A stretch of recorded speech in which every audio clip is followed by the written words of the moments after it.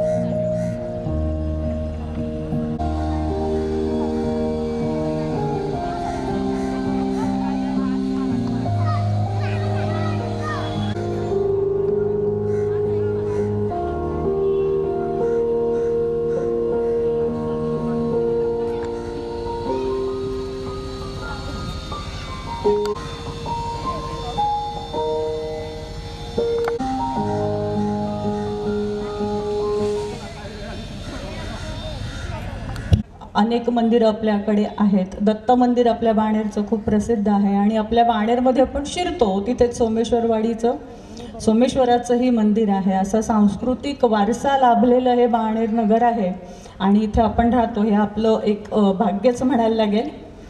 आपण आज इथे सर्वजण आलेले आहात त्याचं निमित्त आहे विराट हिंदू संमेलन. हे हिंदू संमेलन का आपण साजरं करतोय? कोणाला कल्पना असेल तर राष्ट्रीय स्वयंसेवक संघ या संघाला 100 वर्ष, शताब्दी वर्ष आहे. आपण आपला बर्थडे किंवा 100व्या वर्ष झालं तर एखाद्या मस्त मॉलमध्ये असं खूप जगमगाटात एखादा मोठा कार्यक्रम करू शकतो. पण संघाने कुठलाही दिखावा असणारा वेगळा दैदिप्यमान असा कार्यक्रम न करता पूर्ण वर्षभरामध्ये पूर्ण देशामध्ये ही अशी हिंदू संमेलनं, विराट हिंदू संमेलनं सुरू आहेत. त्यातलाच आपण आज एक भाग आहोत. म्हणजे आपण भाग्यवान आहोत की आपण या कार्यक्रमात आज आपली उपस्थिती आहे. आज पूर्ण भारत देशात हा कार्यक्रम सुरू आहे. प्रत्येक शहरामध्ये, गावामध्ये आणि म्हणजे सरसंघचालकांनी सांगितलंय प्रत्येक मोहल्ल्यामध्ये हे व्हायला पाहिजे. 1 लाखाहून अधिक कार्यक्रम होत आहेत आणि सरासरी 200 ते 2000 अशी उपस्थिती आहे. ज्यांचं गणित चांगलं आहे त्यांनी गुणाकार भागाकार करून बघावा किती भारतीय बंधू भगिनी याच्यामध्ये सामील होत आहेत. पण याचं आयोजन कोण करत आहे? तर संघ याचं आयोजन करत नाही. आपण इथे पाहत असाल संघाचे काही लोक इथे आहेत. त्या भागात राहणाऱ्या सर्व नागरिकांनी एकत्र येऊन केलेला हा कार्यक्रम आहे. हे हिंदूंचं संमेलन आहे. जो भारतात राहतो, जो हिंदुस्थानात राहतो आणि ज्याला उभारून जनगण मन म्हणताना ज्याची छाती अभिमानाने फुलून येते तो प्रत्येक जण हिंदू आहे. आणि त्या हिंदूंना एकत्र आणायचं, संस्काराचा, समृद्धीचा, संस्कृतीचा जो आपला वारसा आहे त्याच्यावर आधुनिकीकरणामुळे कुठेतरी थोडीशी धूळ साचली आहे, ती झटकून टाकायची आणि सर्वांना एकत्र आणून एकात्मतेचा विचार देऊन संघटन पुन्हा एकत्र सगळ्यांचं करून आपल्याला पुढे नेण्यासाठी म्हणून या हिंदू संमेलनाचं आयोजन पूर्ण देशभर होत आहे. त्याचं आज आपल्या इथेही आयोजन झालेलं आहे. तर आपल्या या आयोजन समितीचे अध्यक्ष श्री अजय कदम आणि आपले आजचे सगळे प्रमुख पाहुणे यांनी कृपया व्यासपीठावर यावं अशी मी त्यांना विनंती करते. उज्ज्वलाताई खांडेकर, सौ शुभदाताई शेट्टी आणि माननीय श्री अतुल अग्निहोत्रीजी यांना व्यासपीठावर येण्याची मी विनंती करते. टाळ्यांच्या गजरात यांचं स्वागत करूया. गमय अंधारातून प्रकाशाकडे नेणाऱ्या या दीपाचं प्रज्वलन करून आपण आजच्या या संमेलनाला सुरुवात करावी अशी मी सर्व मान्यवरांना विनंती करते.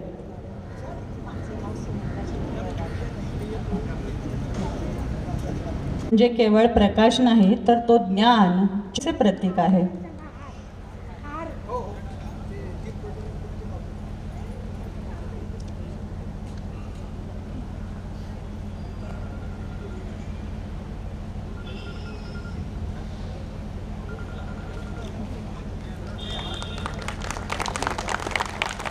सर्व मान्यवरांना विनंती की त्यांनी भारत मातेच्या प्रतिमेचेही पूजन करावे.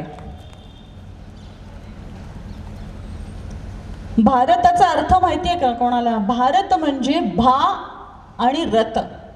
भा म्हणजे प्रभा, आभा म्हणजेच तेज, ज्ञान, आणि रत म्हणजे त्यात रममाण असणारा, म्हणजे ज्ञानाच्या प्रकाशात, ज्ञानाच्या तेजात रममाण असणाऱ्या देशाचे आपण नागरिक आहोत.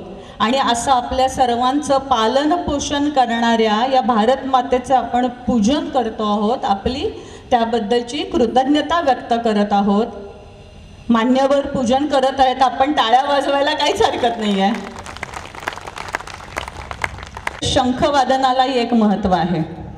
त्याचं एक पवित्र आणि मंगलमय असं स्थान आहे. शंखनादाच्या माध्यमातून भारतीय संस्कृतीची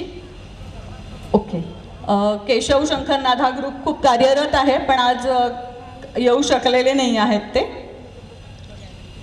आजच्या या संमेलनाच्या आयोजन समितीचे अध्यक्ष श्री अजय कदम यांना मी विनंती करते की त्यांनी आता इथे आपल्याला एक प्रास्ताविक या कार्यक्रमाचं आहे ते सादर करावं.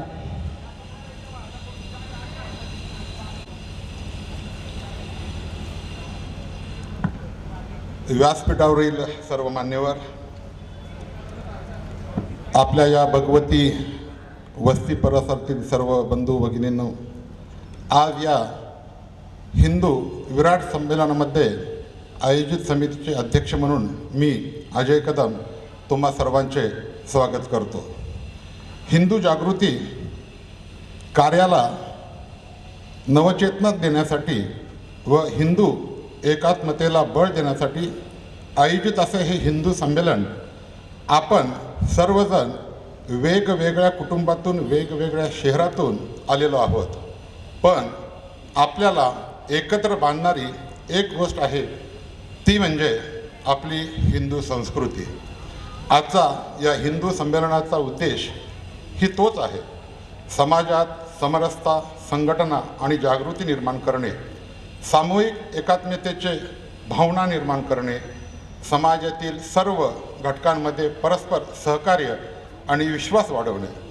आपल्या या परिसरातही या विचाराचा प्रसार व्हावा, यासाठी आज आपण येथे सगळे आलेलो आहोत.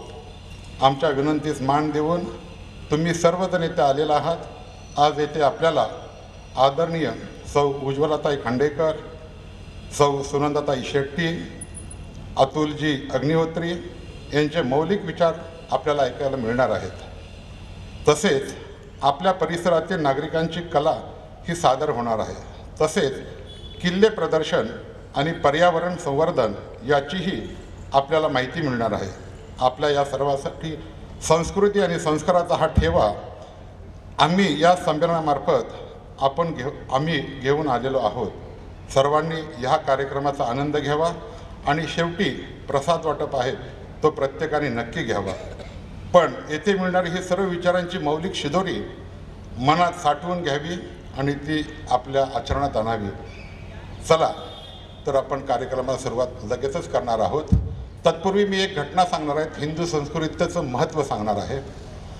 सगळ्यांना कल्पना चावला ॲस्ट्रॉनॉट माहिती असतील, माहिती आहेतच म्हणा. त्या ज्यावेळेला ॲस्ट्रॉनॉटची परीक्षा अंतराळवीर म्हणून पास झाल्या, त्यावेळी त्यांना 1200 वेगवेगळ्या चाचण्यांना सामोरं जावं लागलं होतं. त्यावेळेला त्यात एक विषय होता सामाजिक समतोल. सामाजिक समतोल या विषयात त्या जगातल्या सर्व विद्यार्थ्यांना पहिल्या आल्या होत्या. त्यांना विचारलं गेलं की तुम्ही हे कसं साध्य केलं, तर त्यांनी सांगितलं, त्यांचं उत्तर आहे की मी ज्या देशातून आलो त्या देशाची संस्कृती, त्या संस्कृतीने मला घडवलं आणि आमच्या संस्कृतीत जी कुटुंब व्यवस्था आहे त्या कुटुंब व्यवस्थेतून आम्ही सामाजिक समतोल साधतो. ह्या उत्तरामुळं त्यांना जगातल्या सर्व जगातील सर्व विद्यार्थ्यांना जो मान मिळवतात त्यांनी समर्पक आपल्या संस्कृतीचं विमोचन करून उत्तर दिलेलं होतं. सर्वांचं पुन्हा एकदा स्वागत करतो. धन्यवाद. या ठिकाणी विशेष सगळ्यांनीच या कार्यक्रम यशस्वी होण्यासाठी हातभार लावलेला आहे, पण मी 2 नावं प्रामुख्याने घेऊ इच्छितो, प्रकाशजी बोकील आणि अरविंदजी वळसणकर. हे दोघं गेले महिनाभर या कार्यक्रमासाठी रात्र आणि दिवस, आज मगाशी 4 वाजता माझं त्यांचं बोलणं झालं. आप्पा म्हणाले मी आत्ता 4 वाजता जेवायला आलो, तसंच बोकीर साहेब पण म्हणाले मी आत्ता 4 वाजता जेवायला आलो. तर ह्या दोघांसाठी जोरदार टाळ्या वाजवा. धन्यवाद.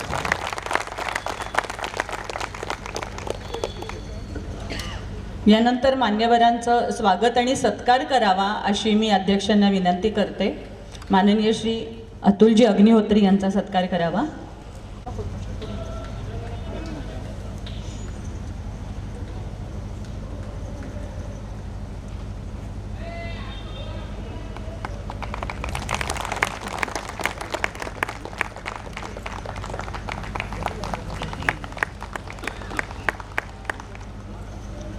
माननीय उज्ज्वलाताई खांडेकर यांचा सत्कार करण्यासाठी मी निर्मलाताई कांदळकरांना सांगते की त्यांनी व्यासपीठावर यावं.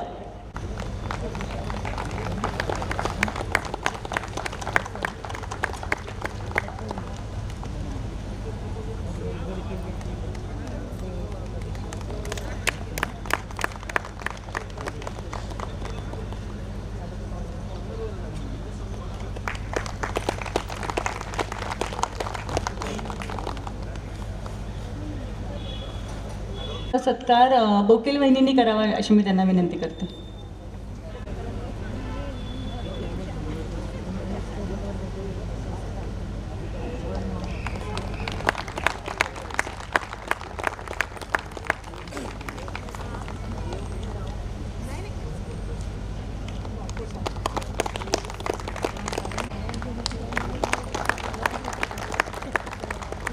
श्री वज्रेकर व्यासपीठावर आहेत, त्यांचाही सत्कार करावा अशी मी अध्यक्षांना विनंती करते.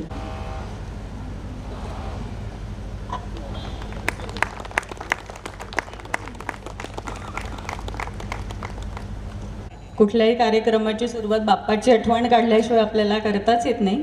तर आता आपण ही सुरुवात गणेश वंदनेने करत आहोत.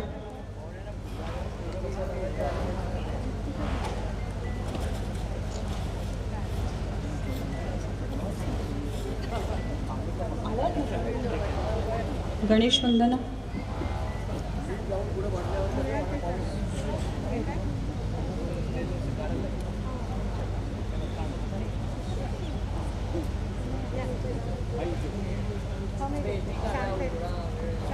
ही गणेश वंदना सादर करणार आहेत सौ कांचन लोंढे व सौ कल्पना साळुंके. नमितो तुझला अनन्य भावे, नमितो तुझला सिद्धिपती शिवनंदना श्री गजानना. हे दयागना श्री गजानना, हे दयागना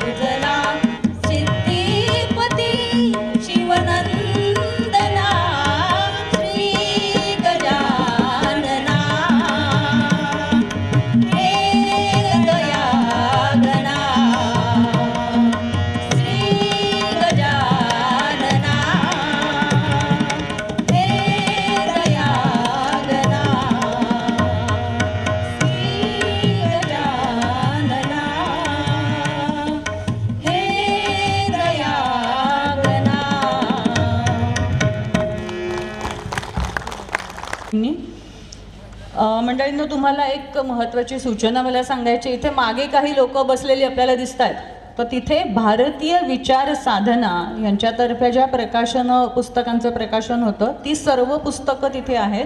आज आपल्याला ती 40% सवलतीत मिळणार आहेत. पुढच्या पिढीला संस्कार द्यायचे तर आधी आपण वाचायला पाहिजे. म्हणजे वाचाल तर आता अगदी ऐकून ऐकून गुळगुळीत झाले, पण खरंच वाचायची गरज आहे. आणि ही सगळी पुस्तकं आज तिथे उपलब्ध आहेत. आपण सर्वांनी ती पुस्तकं नक्की घ्यावी. तसंच एक QR कोड लावलेला आहे, तो भारत माता समूहाचा QR कोड आहे. हा भारत माता समूह म्हणजे काय आहे, तर सोशल मीडियातनं जसं चांगलं मिळतं तसंच खूप फेक नरेटिव्स पण पसरवले जातात. तर काय योग्य आहे, काय खरं आहे याची माहिती देण्यासाठीचा हा एक व्हॉट्सअप ग्रुप आहे. आपल्या भागातील म्हणजे आता बाणेर भागातील जी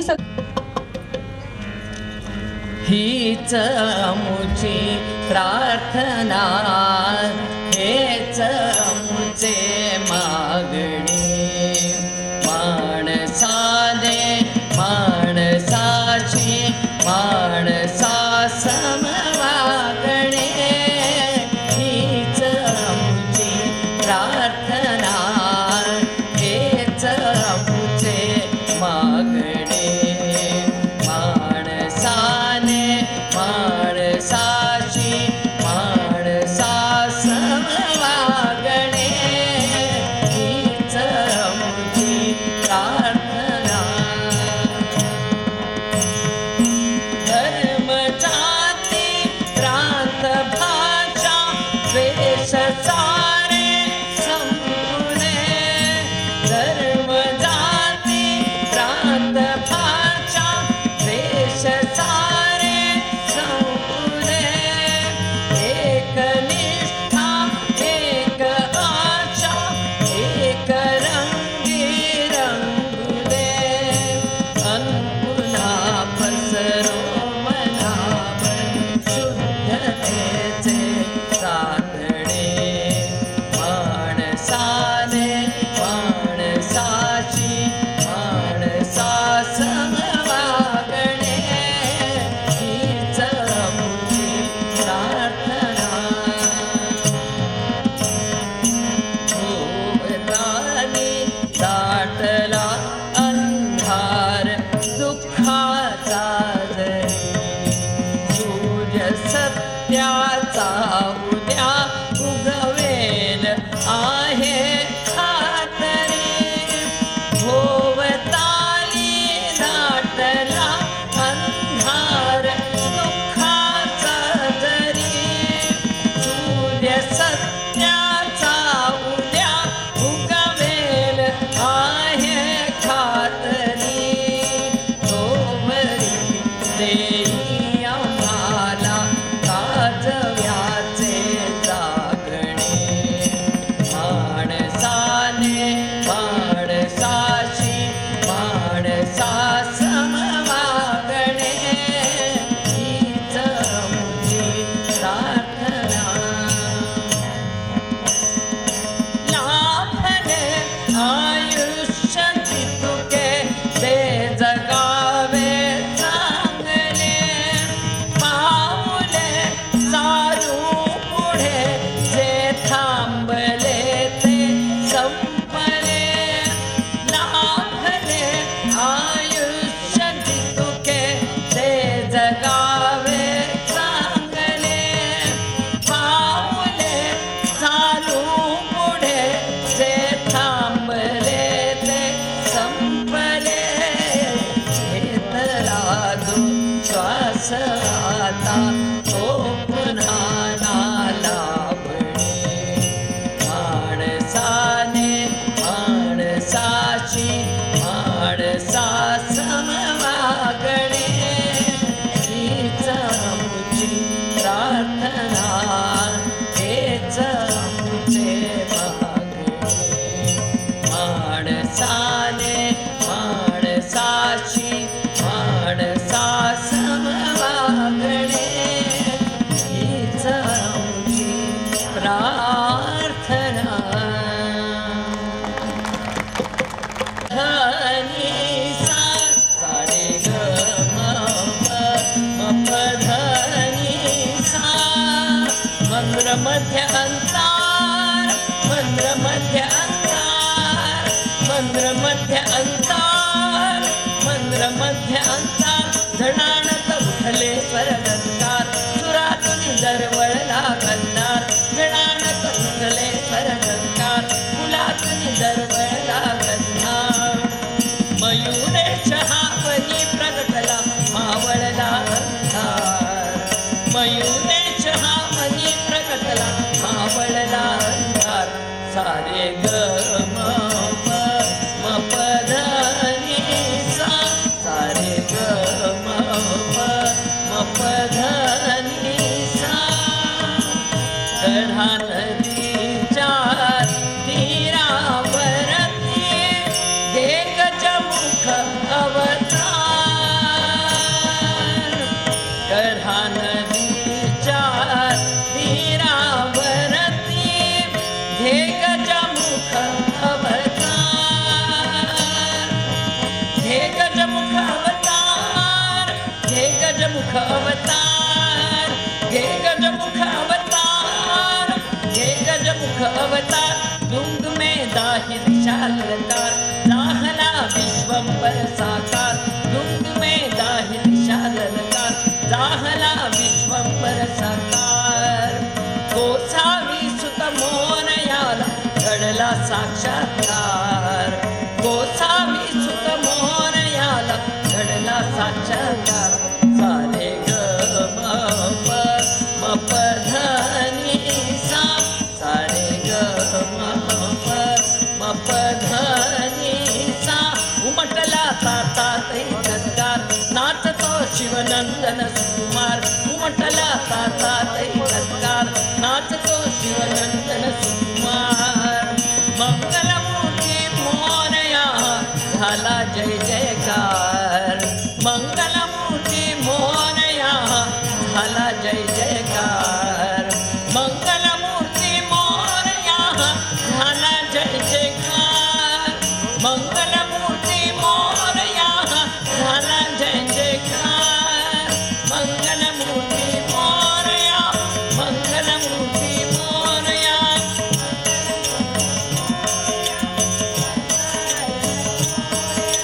विघ्नेश्वरा मोरया बल्लाळेश्वर मोरया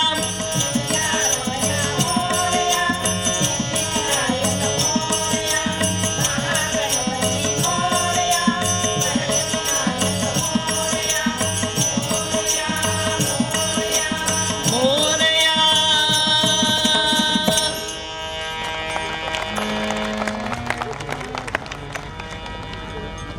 गणेश वंदनानंतर एक शंकराचा घोष साजरा करतोय अरे हे गणच्या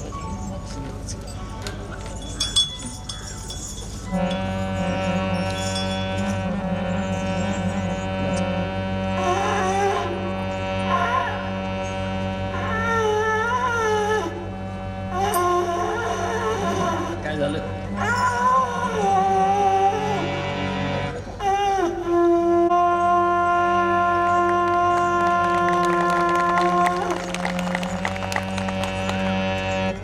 सत्यं शिवं सुन्दरं सत्यं शिवं सुन्दरं सत्यं शिवं सुन्दरं सुन्दरं सुन्दरं प्रजापति करुणाकर शिवशंकर शंभो प्रजापति करुणाकर शिवशंकर शंभो साप सदा शिवनमितो सुंदरं शिवशंकर शंभो साप सदा शिवनमितो सुंदरं शिवशंकर शंभो प्रजापति करुणाकर शिवशंकर शंभो प्रजापति करुणाकर शिवशंकर शंभो साप सदा शिवनमितो सुंदरं शिवशंकर शंभो साप सदा शिवनमितो सुंदरं शिवशंकर शंभो रुद्राचे तो रूप घेऊन फिरसे जगदीशा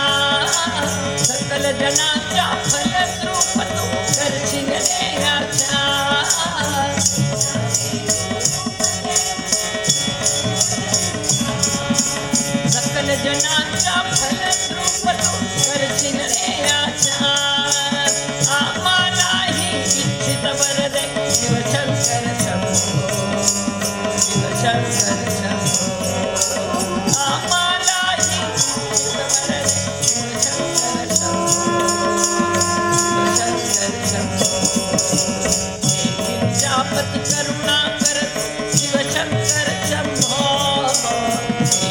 जापत करुणा करत शिवशंकर शंभो राम सदा शिव नमितो सुतरा शिवशंकर शंभो राम सदा शिव नमितो सुतरा शिवशंकर शंभो कैलासावर वास तुझा योगी अवनिया हे डमरुधरा मृदुंगनर्त तुझला देवा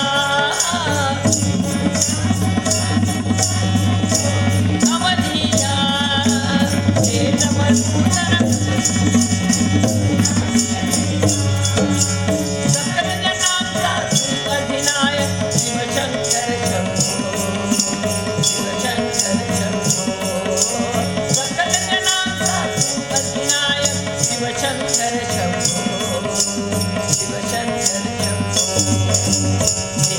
जापत करुणा करत शिवशंकर शंभो जापत करुणा करत शिवशंकर शंभो राम सदा शिव नमितो सुतरा शिवशंकर शंभो राम सदा शिव नमितो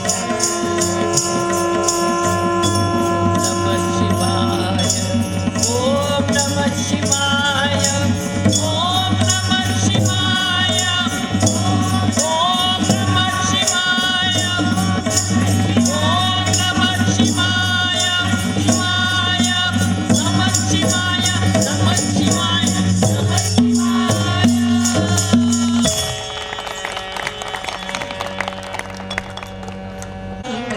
पहिला मुजरा मानाचा पहिला मुजरा मानाचा जगदंबे खेम पहिला मुजरा मानाचा पहिला मुजरा मानाचा माळ बांधिली दीप लाविला माळ बांधिली दीप लाविला अखंड गाणव रात्रीचा अखंड गाणव रात्रीचा पहिला मुजरा मानाचा पहिला मुजरा मानाचा पहिला मुजरा मानाचा पहिला मुजरा मानाचा रांगोळी घालीन अंगणात तोरण बांधीन दारात रांगोळी घालीन अंगणात तोरण बांधीन दारात भजन गायनी रंगून जाई घडविन उत्सव थाटाचा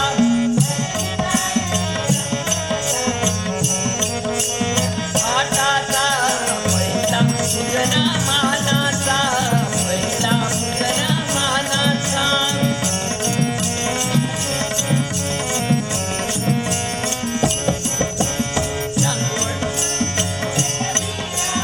नाना साड्या नेसविना तुला फुलांनी नटविना नाना साड्या नेसविना अंबाबाई तुझी आभाळ भरीन मळवट कुंकवाचा अंबाबाई तुझी आभाळ भरीन मळवट कुंकवाचा पहिला मुजरा मानाचा पहिला मुजरा मानाचा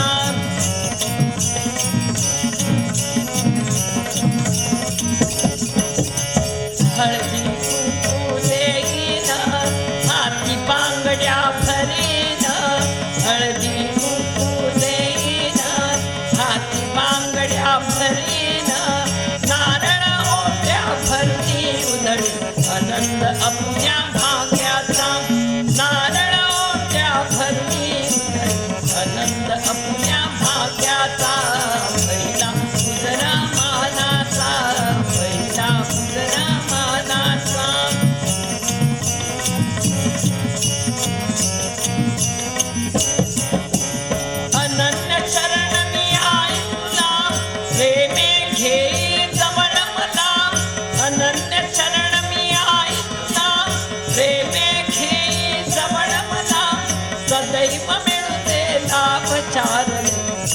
भक्तीत राहण्याचा सदैव मिळू दे लाभ चार रे तुझ्याच भक्तीत राहण्याचा पहिला तुझरा मानाचा पहिला तुझरा मानाचा जगदंबे तुझे पहिला तुझरा मानाचा पहिला तुझरा मानाचा माळ बांधिली दीप लाविला माळ बांधिली अखंड गानम रात्रीचा अखंड गानम रात्रीचा पहिला तुझरा मानाचा पहिला तुझरा मानाचा पहिला तुझरा मानाचा पहिला तुझरा मानाचा पहिला तुझरा मानाचा पहिला मुजरा मानाचा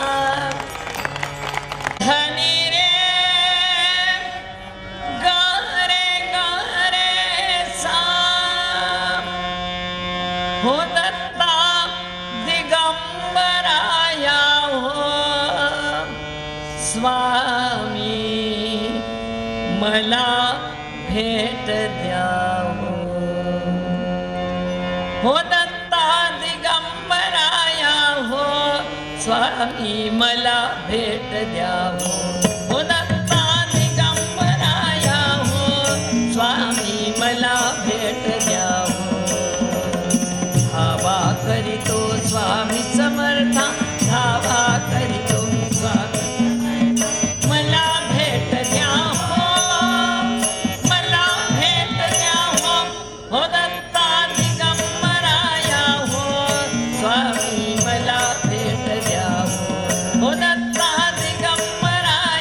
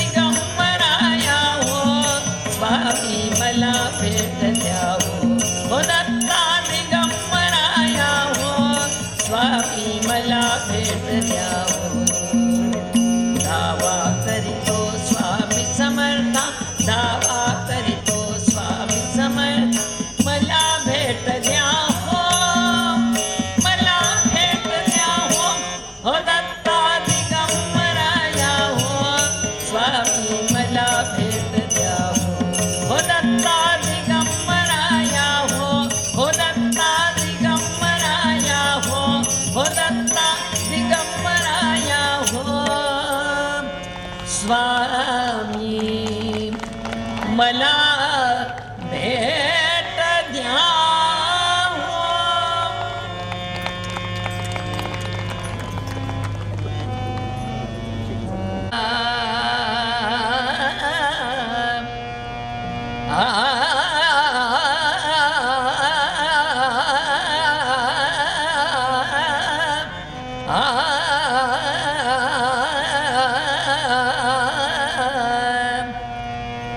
अग गोंधळाला येवो अंबे गोंधळाला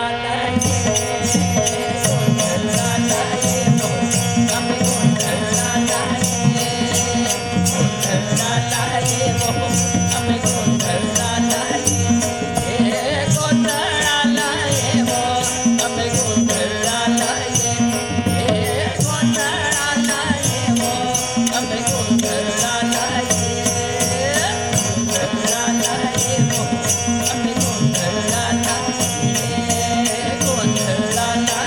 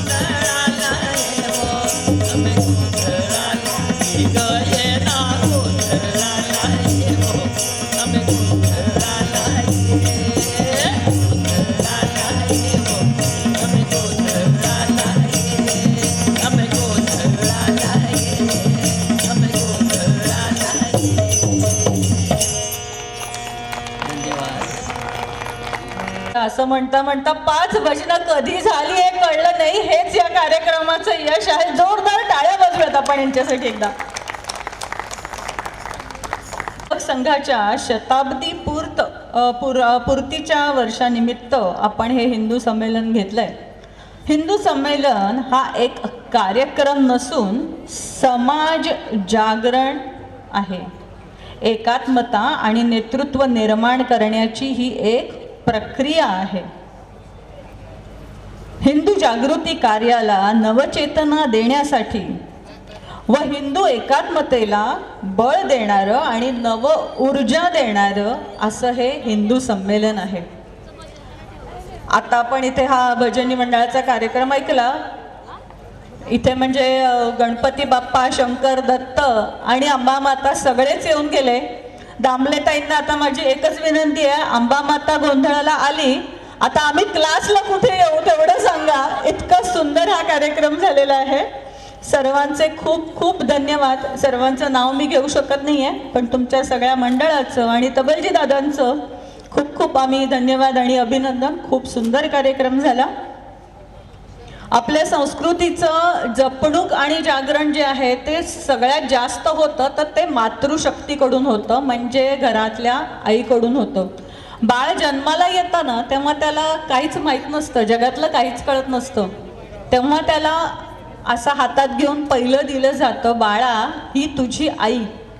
आणि ती आईच आपल्यावर संस्कार घडवते. त्याच्यातनं इतिहासातली सगळीच उदाहरणं देता येतील. कोणी घडला, राम घडला किंवा शिवाजी महाराज कोणी घडला, तर त्या मातेचे, त्या जिजाऊचे संस्कार असतात. आणि त्याच मातृशक्तीचा हा एक जागर आपण आता इथे बघत आहोत, त्यांची ताकद बघत आहोत. कार्यक्रम सगळा उचलून धरलाय तर मातृशक्तीनेच धरलेला आहे. आता यापुढे आपल्याला लाभलेले जे माननीय वक्ते आहेत त्याच्यातल्या वक्ता सौ उज्ज्वलाताई खांडेकर आपलं प्रेझेंटेशन किंवा आपलं भाषण आता सादर करणार आहेत. वंशीचा कार्यक्रम त्याच्यानंतर होणार आहे, कारण उज्ज्वलाताईंना अजून एका ठिकाणी जायचं आहे, त्यामुळे हा एक छोटासा बदल आपण केलेला आहे. उज्ज्वलाताईंचा परिचय थोडक्यात द्यायचा. आता M.Com आणि B.Ed त्यांनी केलेलं आहे. त्यांची व्यावसायिक कारकीर्द म्हणजे शिक्षण क्षेत्रात त्या गेली 18 वर्षाचा त्यांचा अनुभव आहे. तसेच आपली भारतीय संस्कृती जपावी म्हणून त्या पर्यटन क्षेत्रात वारसा, हेरिटेज आणि संस्कृतीचा प्रचार याची त्यांना मनापासून आवड आहे. आणि त्याच्यात जागृती निर्माण करण्याच्या उदात्त उद्देशाने त्यांनी विविध ग्रुप टूर्स, सामूहिक सहली आयोजित केल्या आहेत. या सहली केवळ भारतापुरत्याच मर्यादित नसून भारताबाहेर देखील पसरलेल्या आहेत. आणि तिथल्या महान आपली जी भारतीय संस्कृती आहे तिचा आणि तिच्या प्रभावाचा, त्याचा जो इफेक्ट होतो लोकांवर, त्याचा वेध घेण्याचा त्यांचा हा अभ्यास आहे. तसंच त्या कॉर्पोरेट ट्रेनर म्हणूनही त्यांचा 10 वर्षाचा अनुभव आहे. 350हून अधिक कंपन्या आणि 5000हून अधिक प्रशिक्षणार्थींसोबत त्यांनी काम केलेलं आहे. आणि भारतीय संस्कृतीच्या अभ्यासक उज्ज्वलाताई यांनी आपल्याला मार्गदर्शन करावे अशी मी त्यांना विनंती करते. आता ये ग आंबे आई, ये ग, आता किती वाट बघायला लावतेस. खूपच अप्रतिम झाला. आणि द स्पिरिट विथ दॅट आपल्या ह्याच्यामधले जे कदाचित आपल्याच म्हणजे फॅमिलीमधले काही मेंबर्स हे भजन म्हणतात आहे असं आपल्याला सगळ्यांना जाणवलं. त्याच्यासाठी खूप खूप अभिनंदन आणि खूप छान. तुम्हाला शुभेच्छा सगळ्यांना. फार छान झाला कार्यक्रम आणि धन्यवाद. सगळे माननीय, माझ्यापेक्षा बऱ्यापैकी सगळे ज्येष्ठ आहेत, सगळ्यांना विनम्र अभिवंदन करून आणि मी माझा विषय सुरू करते. मी काही खूप मोठी स्कॉलर नाही किंवा मराठी माध्यमातून शालेय शिक्षण किंवा असं न झाल्यामुळे मला थोडंसं मिक्स्ड भाषा बोलायची सवय आहे. त्याबद्दल क्षमस्व. मी आधीच सगळ्यांची क्षमा मागते. आणि जे काही माझ्या या म्हणजे प्रोफेशनमधून किंवा या माझ्या एका अनुभवावरनं जे काही मला कळलं आहे ते मी आज अगदी माझ्या मनापासून ज्या माझ्या भावना आहेत त्या तुमच्याबरोबर इथे मी शेअर करायला आली आहे. तर अगदी आनंदाने आणि प्रेमाने तुम्ही ते सगळ्या गोष्टी ऐकाव्यात, समजाव्यात अशी माझी इच्छा आहे. तर सुरू करूयात. आपल्याला इथे एक उगवता सूर्य असं दिसतंय. स्क्रीन दिसतेय का सगळ्यांना? मला जरा असं वाटत होतं की खूप उजेड असेल तर मग कदाचित स्क्रीन दिसणार नाही, but now this is a good time, we can all see here. तर उगवता सूर्य एक जो आहे ना, आपल्या भारतीय संस्कृतीमधला एक जो आपला सूर्यनारायण आहे, त्याला आपण good now everybody is awake. Okay, so हा सूर्यनारायण जसा आपल्या देशावर किंवा आपल्या सगळ्या लोकांवर त्याची कृपा आहे, तशीच आपल्या संस्कृतीवर त्याची खूप कृपा आहे. आणि जरी सूर्याची मूर्ती भारताच्या बाहेरून आली, कदाचित बऱ्याच जणांना माहीत असेल ही गोष्ट, पूर्वी आपल्याकडे सूर्याची मूर्तीच नव्हती. मग आपल्याकडे जेव्हा पर्शियन्स आले त्यावेळेला त्यांनी ती मूर्ती इंट्रोड्यूस केली आणि म्हणूनच जिथे सूर्याची मूर्ती आहे, आपल्यापैकी काही जण कोणार्कला गेले असतील, तो बूट घालू नये, गम बूट्स घातलेला सूर्य भगवान, आणि त्याची आपण पूजा करतो. आपण मात्र मंदिरात जाताना आपले जोडे बाहेर काढतो. करेक्ट? अशा सगळ्या काही काही गमती जमती माझ्या ह्या कामामधून मला लक्षात आल्या आणि त्याच सगळ्या आज मी छोट्या छोट्या स्टोरीज आहेत तुम्हाला, त्या सगळ्या मी सांगणार आहे. तर इथे एक तुम्हाला नाव दिसतंय ज्ञानयात्रा. ह्या सगळ्या अनुभवातून ही माझी एक स्वतःची एक जर्नी आहे, जी आज मी तुमच्याबरोबर शेअर करणार आहे. लहानपणापासून एक जिथे आम्ही राहिलो, जिथे मी वाढले, तिथे सगळीकडे कॉस्मो कल्चर होता.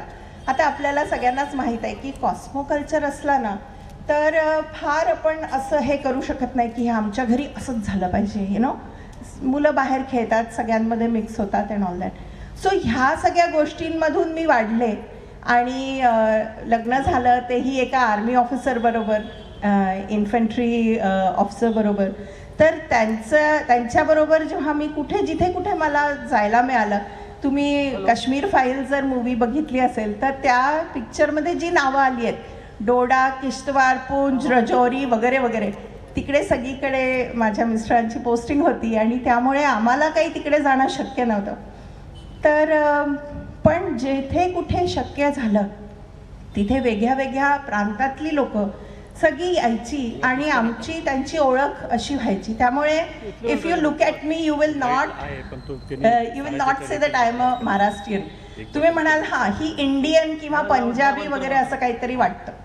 सो असं एक तो वेगळा एक आपला जो काय म्हणतात आपला ॲटिट्यूड डेव्हलप होतो जेव्हा आपण विविध कल्चरच्या लोकांबरोबर राहतो. मग त्यांच्याकडनं त्यांची भाषा, त्यांचे क्विझिन्स, त्यांचे ट्रेडिशन्स, पेहरावे, त्यांच्याकडे काय सण उत्सव असतात, असं सगळं शिकत शिकत शिकत शिकत मी थोडा आणखीन माझा प्रवास पुढे गेला. तर असं एक म्हण आहे, म्हणजे ज्या टेक्निकल जे लोक आहेत त्यांनाही फार लवकर कळेल की इनपुट जेवढं सॉलिड असेल ना तेवढं आउटपुट पण सॉलिड असतं. करेक्ट? आपला इनपुट जेवढा चांगला असेल तेवढा आउटपुट पण चांगला असतो. त्यामुळे ह्या सगळ्या गोष्टी माझ्यासाठी इनपुट होत्या. आणि जेव्हा माझ्या मिस्टरांची पोस्टिंग पुण्याला झाली सदर्न कमांड हेडक्वार्टर्समध्ये, त्याच्यानंतर मग मी कॉर्पोरेट ट्रेनिंगमध्ये मी सुरुवात केली. तिकडे एक गोष्ट लक्षात आली की it's okay not to wear a bindi, it's okay not to wear your Indian attire. ठीक आहे, म्हणजे तुम्ही वेस्टर्न ड्रेसेस घातले, वेस्टर्न तुम्ही सगळं हे केलं तर it is okay not to follow these things. पण जेव्हा एखादा इव्हेंट आहे तेव्हा सगळेच जण ट्रेडिशनल कपडे घालून, दागिने वगैरे घालून की आम्ही भारतीय आहोत, ह्या सगळ्या गोष्टी बघत बघत आल्यावर जेव्हा जाणवलं आणि मी खरंच म्हणजे एक देवाचं मला खरंच खूप देवाची कृपा आहे माझ्यावर. वयाच्या 35व्या वर्षी मला लक्षात आलं की आपल्याला करायचं काय आहे. बऱ्याच जणांना तर म्हणजे 50 वर्ष झाले तरी लक्षात येत नाही की खरं मी करायचं काय आहे, मी कशासाठी या आयुष्यात आलो आहे. तर जेव्हा ते कळलं तर ती माझ्यासाठी एक माझी आत्मशोधाची यात्रा सुरू झाली. आता आत्मशोधाची यात्रा म्हणजे काय, कारण जे काही इनपुट मला मिळालं ना त्याच्यावरनं मला जाणवलं की हे फक्त असं नाही आहे की मी फक्त घेणं आहे सोसायटीकडनं. जे काही जे काही शिकते it is not only for myself. मी आपल्यापर्यंतच ठेवून चालणार नाही. Life is not only about living. Life is much more than that. तर ज्या गोष्टी आपण शिकलो त्या जेव्हाही काहीही 1% जरी अपॉर्च्युनिटी मिळाली तरी ती आपण परत करावी आणि मल्टीफोल्ड परत करावी, हा एक विचार डोक्यात आला. आणि तो विचार फक्त माझ्यापुरता ठेवून मला चालणार नव्हता. तर आपण पुण्यनगरीत राहतो, पुण्यात राहतो, तर काही कारणाने मी काही स्कॉलर्सला भेटायला लागले. म्हणजे जे वेगळ्या वेगळ्या विषयांचे तज्ज्ञ होते त्यांना मी भेटायला लागले. त्यांना सांगितलं असं असं आहे मनात, काय करूया. तर त्यांनी इतक्या आनंदाने आणि प्रेमाने आणि मला म्हणजे खूप त्यांनी मार्गदर्शन केलं. आणि 2015 पासून ती जी आत्मशोधाची यात्रा सुरू झाली त्याच्यामधून लक्षात आलं की आपण लोकांपर्यंत हे विषय पोहोचवणं गरजेचं आहे.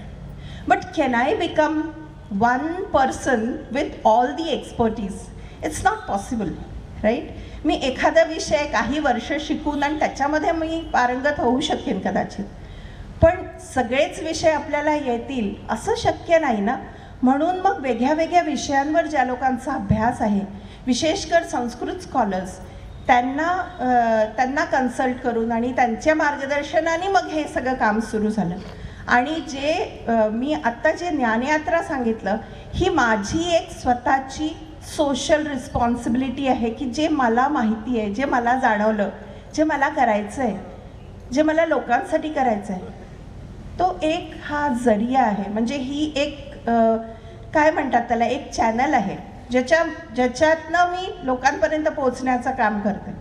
आणि एकच प्रॉमिस आहे की जे आपल्या संस्कृतीमधल्या गोष्टी आहेत, आपलं जे आहे, आपला वारसा, आपला इतिहास, तो खऱ्याखुऱ्या तऱ्हेने, खऱ्याखुऱ्या पद्धतीने लोकांपर्यंत पोचवायला पाहिजे, राईट. तर हा जो एक प्रवास सुरू झाला त्याच्यातनं भरपूर शिकायला मिळालं. आणि तुम्हाला मी म्हटलं आहे की मी तुम्हाला छोट्या छोट्या स्टोरीज सांगेन. एक गंमत सांगते. आमच्याबरोबर म्हणजे आमचं टुरिझम पण आहे. आम्ही 2 पद्धतीने लोकांपर्यंत पोहोचतो.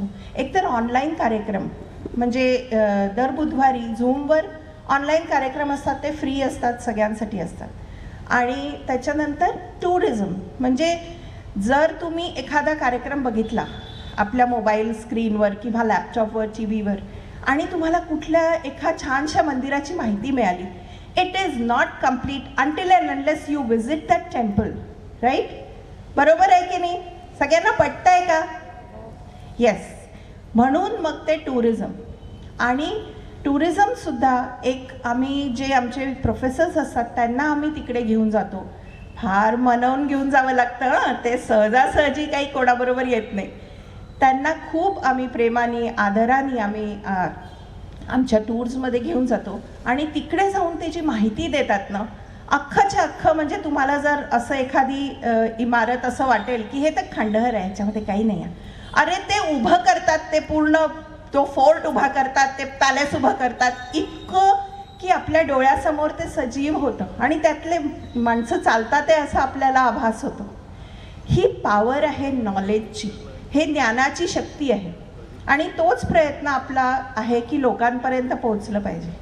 एक गंमत सांगते. आमची एक पंचमहाभूत परिक्रमा म्हणून अशी एक सहल असते. तर त्याच्यामध्ये काय आहे की सगळ्यांनाच माहीत आहे आपलं शरीर पंचतत्वांनी झालेलं वगैरे वगैरे, हे सगळी थिअरी माहिती आहे.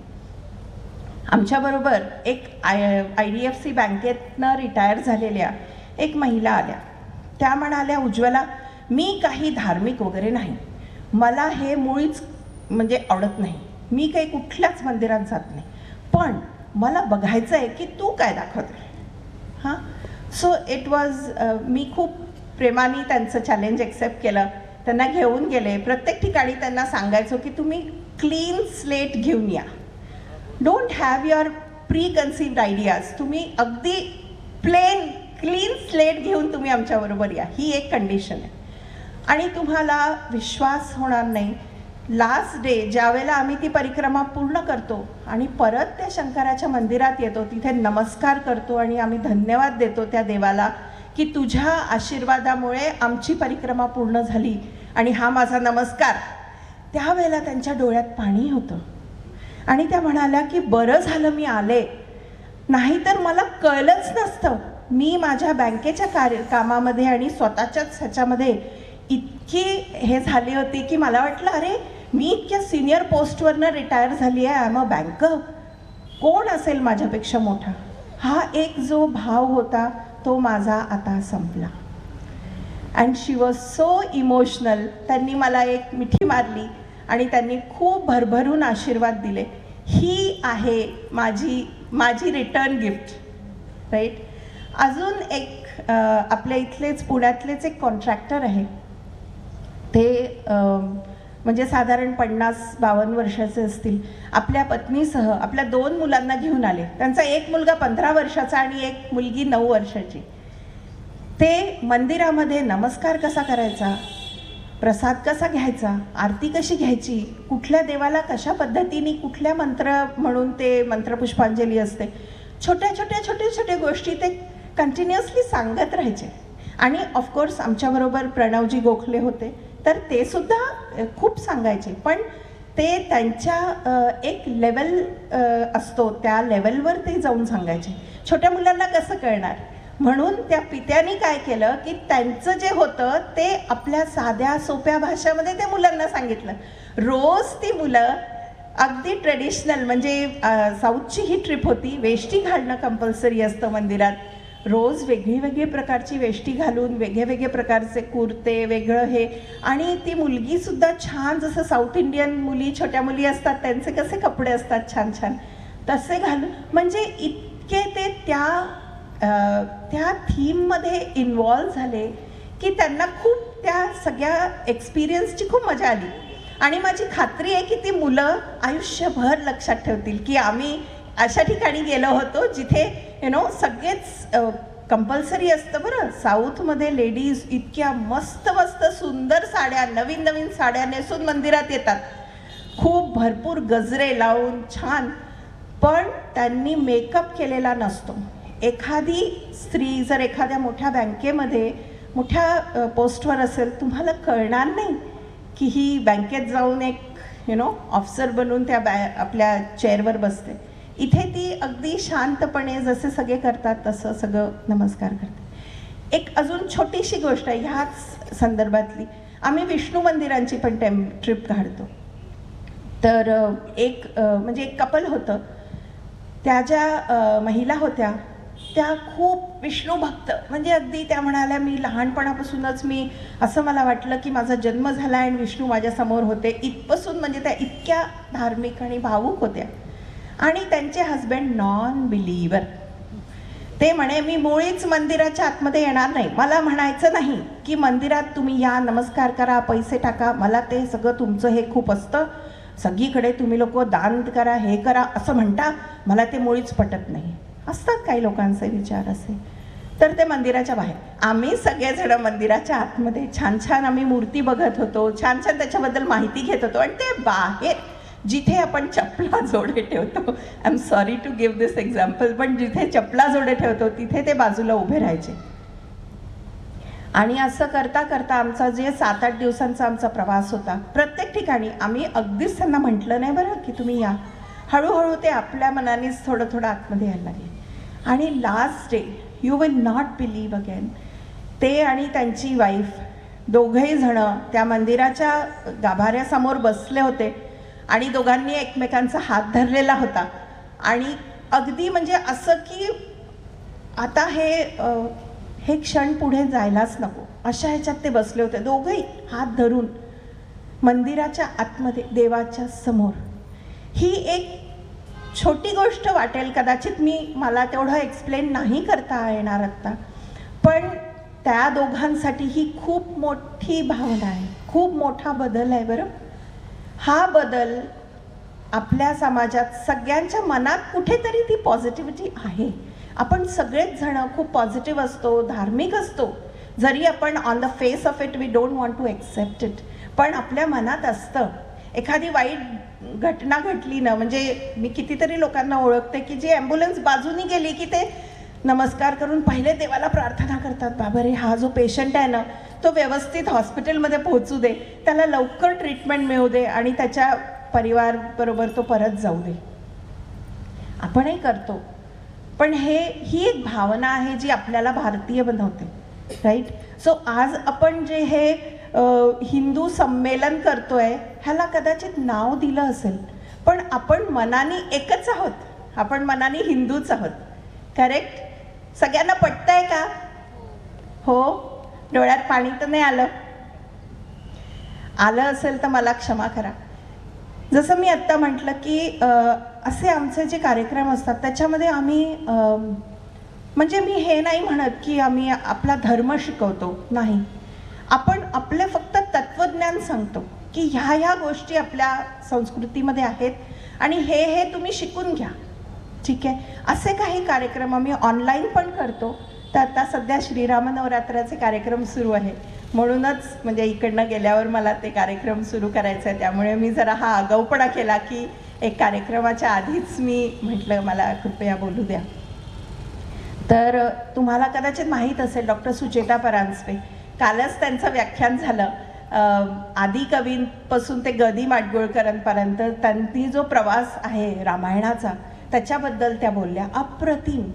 आणि आज डॉक्टर रमा गोळवलकर ह्या रामाचे, प्रभू श्री रामाचे जेवढे नावं आहेत त्याच्याबद्दल त्या सांगणार आहेत. राम रावण युद्ध ह्याच्याबद्दल बोलणार आहे डॉक्टर भाग्यलता पाटसकर. म्हणजे तुम्ही त्यांना जर बघितलं तर तुम्हाला कदाचित असं वाटेल की ह्या कदाचित आपल्या एक एवढ्याच स्वरात बोलू शकतात, कुणाला कधीही त्या दुखवत नाही, कुणाशी कधी म्हणजे कधी राग त्यांना आलाच नसेल असं आपल्याला त्यांच्याकडे बघून वाटतं. म्हणजे ऋषी जर स्त्री स्वरूपात आले तर ते खरंच असे दिसत असते. त्या जेव्हा राम रावण युद्धाबद्दल बोलतात तेव्हा आपल्याला खरंच असं वाटतं की त्या एक एक गोष्ट सांगतात की रावणाकडे अशी सेना होती आणि हे असे मशिनरी होती आणि अशा प्रकारचे त्यांची युद्धाची स्ट्रॅटेजी होती. Many things. हे सगळं वाल्मिकी रामायणावर आधारित जे आहे, जी क्रिटिकल एडिशन आहे त्याच्यावर बेस्ड ह्या सगळ्या गोष्टी आहेत. तर हा जो आमचा प्रयत्न आहे तो लोकांपर्यंत पोहोचला पाहिजे. ही आपली भारतीय संस्कृती आहे, आपण सगळे भारतीय आहोत, सगळ्यांनी एकमेकांकडनं समजून घ्यायचं आहे. मी मुळीच हे सांगत नाही की एखादा विषय मी तुम्हाला समजावून सांगते, पण मला भावना समजतात. हां, मला कळतं की माझ्या हृदयातनं तुमच्या हृदयात ह्या गोष्टी नक्की जातात आहे, हे मला कळतं. आणि त्याच भावनेनी, त्याच अधिकाराने, त्याच हट्टाने आज मी आणखीन पण काही छोट्या छोट्या गोष्टी तुम्हाला सांगणार आहे. जे आपला जो विषय आहे की भारताच्या बाहेरचा जी भारतीय संस्कृती आहे किंवा हिंदू आपण म्हणूया, हे एक मी साऊथ ईस्ट एशियन कंट्रीजबद्दल बोलणार आहे.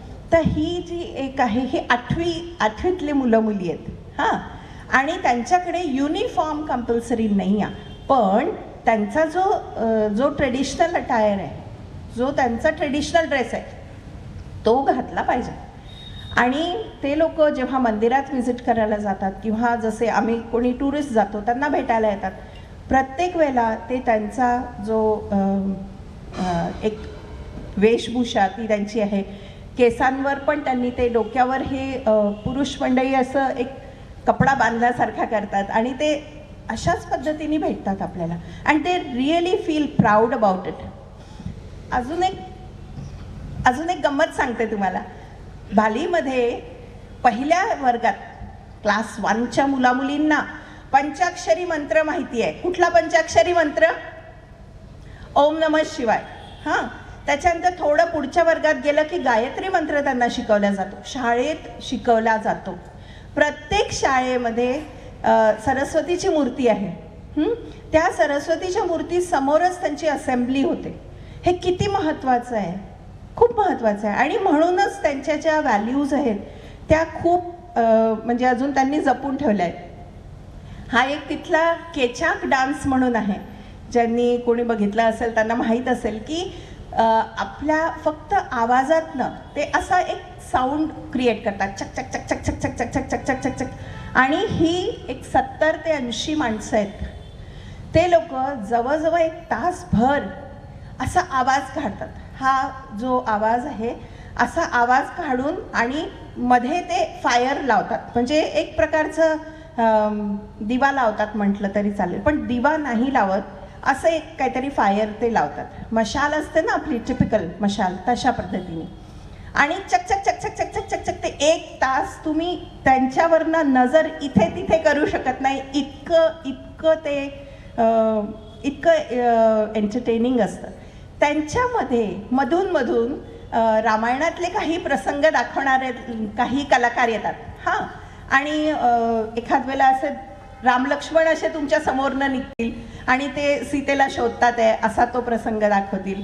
एखाद वेळेला सीता अशोकवनात बसली आहे आणि तिला त्या राक्षसी सगळ्या त्रास देतात आहे असं दाखवतील. एखाद वेळेला तो रावण येतो सीतेला आणि जोरात, कारण पब्लिक बसली आहे ना सगळी, आय लव्ह यू सीता असं म्हणतो. म्हणजे आपल्याला कदाचित गंमत वाटेल, but it is their way of expressing that what he wants, right.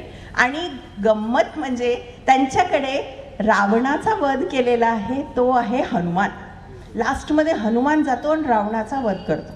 थोडंसं व्हेरिएशन आहे, पण ते काय म्हणतात, आमच्याचकडे रामायण घडलं असंच म्हणतात. And it's very beautiful to know की जसं आपल्याकडे आपण एखाद्या वेळेला नैवेद्य दाखवतो, एखादा सण असतो, काही उत्सव असतो, आपण नैवेद्य दाखवतो, वेगळे पक्वान तयार करतो, तर तिथे ते लोक दररोज नैवेद्य दाखवतात. कुणाला दाखवतात? आपल्या पूर्वजांना दाखवतात. प्रत्येक हिंदू घरामध्ये एक मंदिर असतं. The moment you enter that house you will find a temple. प्रत्येक हिंदू घरामध्ये एक मंदिर आहे आणि त्याच्यानंतर स्तंभ असतात. त्यांच्याकडे मूर्ती नाही आहे, आपल्याकडे जशी देवांची मूर्ती असते तसं नाही आहे, स्तंभ आहे. त्या स्तंभावर ते पहिले आपल्या पूर्वजांसाठी असं हे ठेवतात, ऑफरिंग म्हणतात त्याला. आणि हे अशा पद्धतीने ती एक जी महिला तिकडे दिसतीये ती अशी ते ठेवते.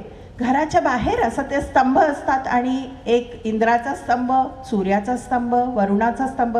वरुण आणि इंद्राचे मंदिर आहेत तिथे.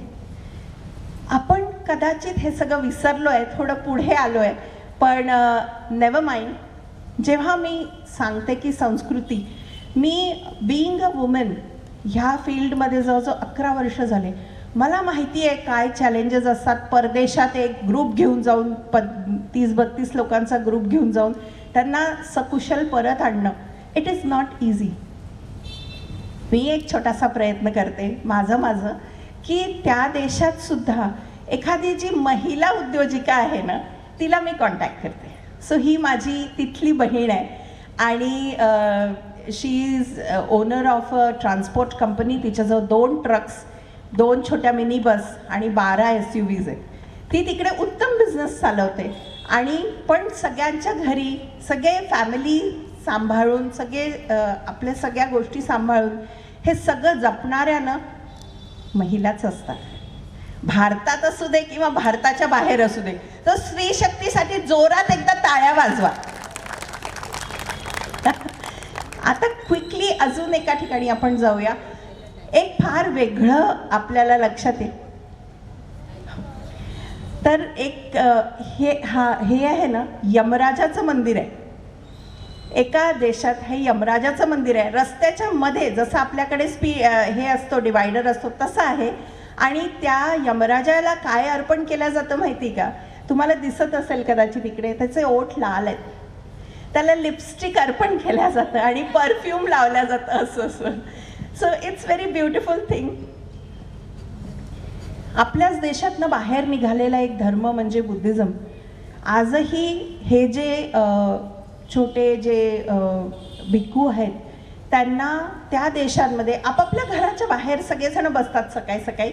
आणि ते जे येतात, कितीतरी लहान वयाचे मुलं आहेत ह्याच्यात बघा, तर त्यांना हे आर्म्स गिविंगची एक सेरेमनी असते. तुम्हाला जे काही द्यायचं आहे ते सकाळी सकाळी त्या येतील, त्यांना तुम्ही देऊन द्या. आणि गंमत वाटेल तुम्हाला की दिवसभरात फक्त ते 1 मील घेतात, साधारण 12:30-1 वाजता एकदाच जेवतात. आणि जे तुम्ही त्यांना दिलं तेवढंच जेवणार. असं नाही की मी चला आता पिझ्झा मागवून घेतो थोडासा, काय हरकत नाही. They don't do that. जेवढं त्यांना मिळेल तेच घेतात. म्हणजे हे सुद्धा आपलंच एक्सटेन्शन आहे, थोड्या वेगळ्या पद्धतीने आहे. असंच वेगळ्या वेगळ्या मंदिरांमध्ये महाभारत रामायणाचे पॅनल्स आपल्याला दिसतात सगळीकडे. हे वाली सुग्रीव युद्धाचं आहे, इतकं रेअर आहे. हा एक पिंक सँडस्टोनचं मंदिर आहे, त्याच्यावरचं ते आहे. आणि जसं मी आत्ता म्हटलं की आपल्या भारतात जसं हे असतं की आपल्याकडे रामायण घडलेलं आहे, ह्या देशांमध्ये काय वाटतं माहिती का त्यांना, आपण त्यांचे पूर्वज आहोत, अशी त्यांची भावना आहे.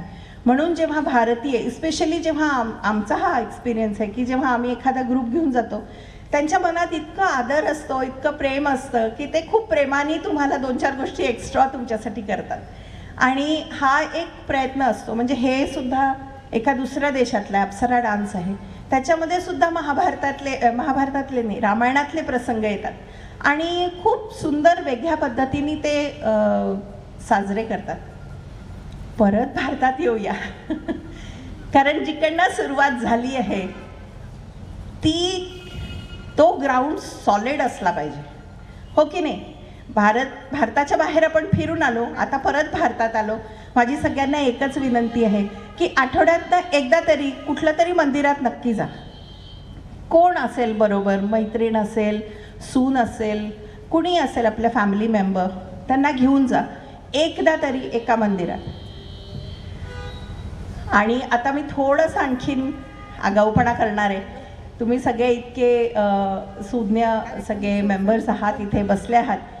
थोडी मी 2 गोष्टींची मागणी करणार आहे. आपण म्हणतो की आमचं कल्चर खूप चांगलं आहे, आपलं संस्कृती आपली खूप चांगली आहे. आपण 2 गोष्टी नक्की केल्या पाहिजे, नाही तर जे बाहेर नाही येणारे लोक आहेत ना, they look down upon us. ते आपल्याला असं काहीतरी इन्फिरियर समजतात. असं नाही आहे, आपल्याकडे खूप आहे. पण 2 गोष्टी आपल्याला करायला पाहिजे. एक तर नियम पाळायला पाहिजे. All traffic rules always and all the time we have to follow. जर तुमच्या समोर कुणीतरी झेब्रा क्रॉसिंग क्रॉस करताय आणि थोडी गाडी एक टायर थोडंसं बाहेर, काही नाही होत, आता बस ग्रीन होणारच आहे, नाही, गो बॅक. सांगायचं, आपणही करायचं आणि त्यांनाही सांगायचं. हे प्रत्येकाने ठरवून घ्यायचं की कुठलाही रूल हे होईल तर आपण, मला चिठ्ठी मिळाली आहे बरं, आय एम जस्ट क्लोजिंग तर हे आपण करूया. मी एक तुमच्या सगळ्यांकडनं मला प्रॉमिस हवा आहे. आणि दुसरी गोष्ट, जे आपले इतके वीर आपल्या देशात झाले, खासकर शिवाजी महाराज, इतक्या लहान वयात त्यांना लक्षात आलं की माझी मातृभूमी आहे आणि ही मला सोडवून घ्यायची आहे. ज्या लोकांनी मातृभूमीसाठी इतका लढा दिला, सगळं काही केलं, आपण जेव्हा गाडी चालवतो किंवा आपण एखाद्या कॅबमध्ये बसतो किंवा कसंही रस्त्यावर जाताना कुणीतरी आपल्या समोर थुंकतं. कधी रिक्षावाले, कधी बाईकवर बसणारे, कितीतरी लोक चांगल्या मर्सिडीज कारमध्ये पण शिशा खाली करून थुंकतात.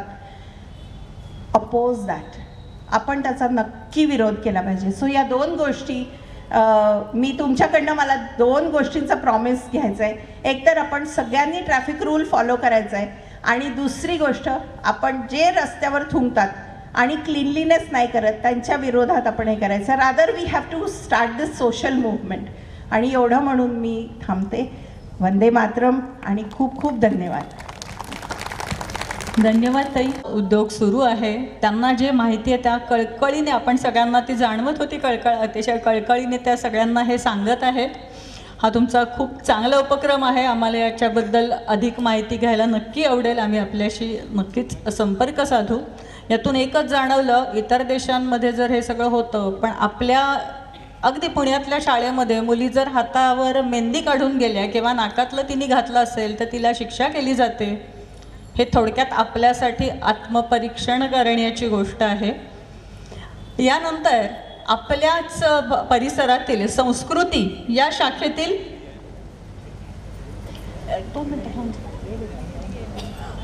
आपल्या भागातील संस्कृती शाखेच्या ज्या सगळ्या भगिनी आहेत त्या आपलं एक सांस्कृतिक वाद्य वंशी वादन ते आपल्याला करून दाखवणार आहेत.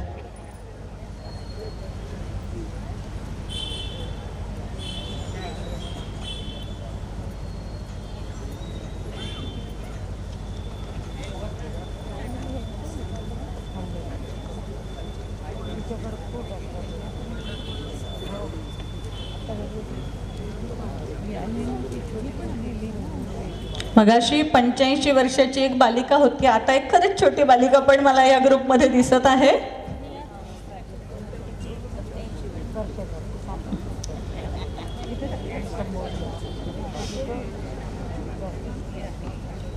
नाव काय करायचं? वय काय? 5 वर्षाची नभा गिरगावकर पण आपल्याला या सगळ्या वंशीवादनामध्ये तीही आहे. म्हणजे एकीकडे आपण खंत म्हणतो माझी संस्कृती, तर माझी संस्कृती अशीच टिकणार आहे आणि अशीच ही पुढे संवर्धन होणार आहे.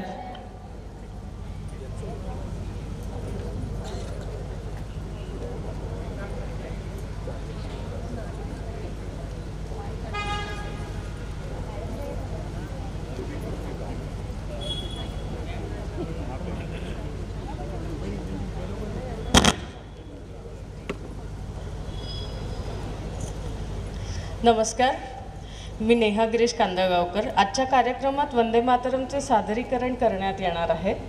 वेदमंत्राहून आम्हा वंदे मातरम.